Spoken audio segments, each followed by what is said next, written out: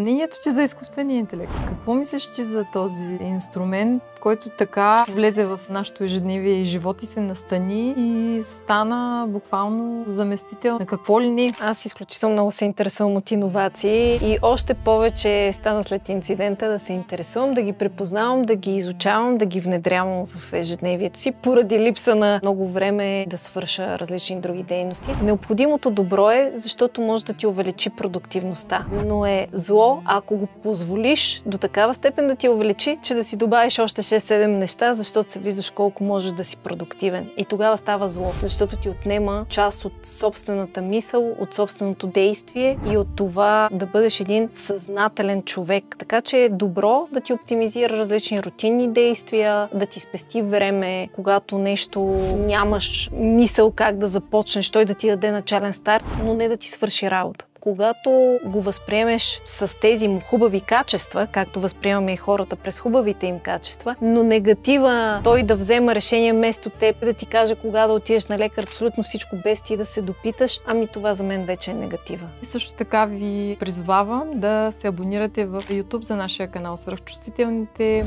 да ни подкрепите в Patreon, ако имате такова желание. И ако има брандове или партньори, които се припознават с нашата мисия Свръхчувствителни, чувствайте се свободни да се свържете с мен.